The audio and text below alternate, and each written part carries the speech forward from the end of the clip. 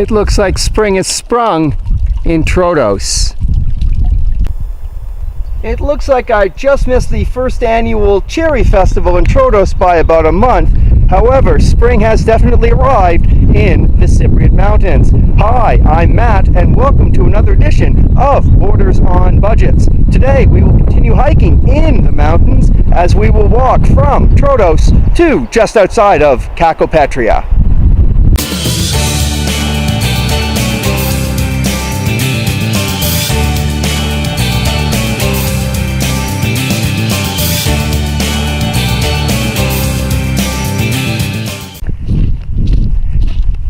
This trail is 9 kilometers from Troodos to Agios Nikolaos, a 12th century monastery that has been now designated as a UNESCO cultural site.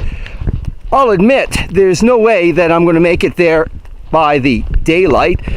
Yet again, it was another late start. Not always my fault, but I'll have to take some responsibility. 10 kilometers I've already walked today. 3 kilometers coming down from Mount Olympus, 4 kilometers resuming the Atalante Trail, circling Mount Olympus, and then 3 kilometers wasted chasing down my sleeping bag that otherwise had been fallen off my knapsack. Bad bag, bad bag.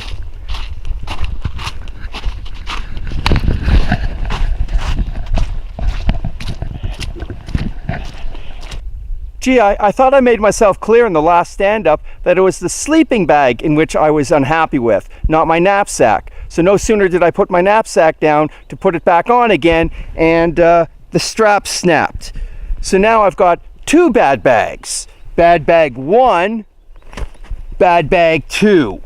Thanks. Now I gotta schlep with this for 8 kilometers without a chest strap.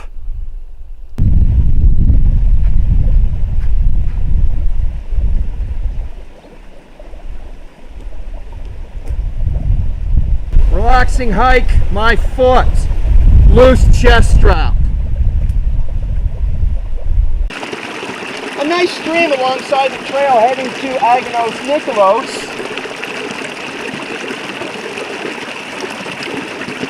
Oh yeah, another of the highlights along this route is that we will be seeing an abandoned mine. This ought to be entertaining.